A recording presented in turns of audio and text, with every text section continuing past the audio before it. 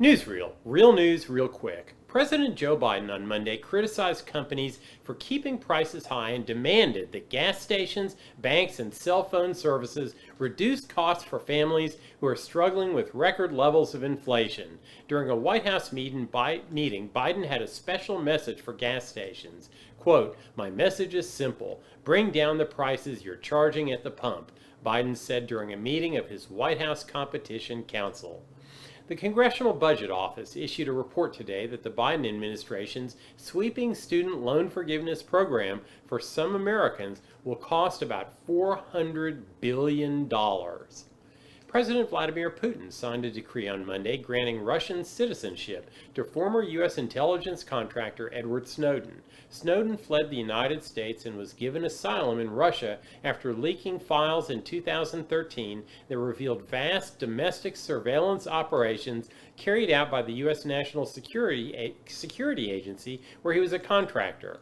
U.S. authorities have for years wanted Snowden returned to the United States to face a criminal trial on espionage charges, although many Americans view him as a national hero. Lawmakers have reached a deal to include $12 billion for Ukraine as it fends off Russia in a stopgap spending bill, bringing the total in U.S. assistance approved by the U.S. Congress to around $66 billion.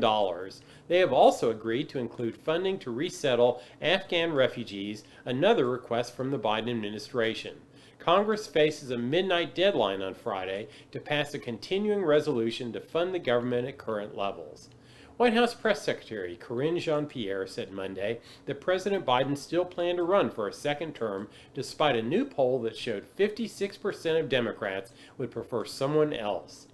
Russian President Vladimir Putin is considering resuming talks with Ukraine, Turkish Foreign Minister Mevlut Cavusoglu said on Monday.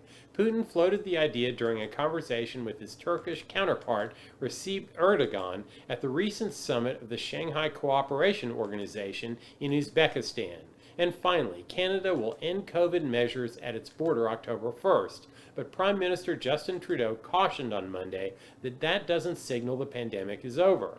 The federal government announced on Monday that starting Saturday, incoming travelers to Canada won't have to test, quarantine, declare their vaccination status, or use ArriveCan, a digital tool at the center of political controversy. And that's the way the world is. See you next time.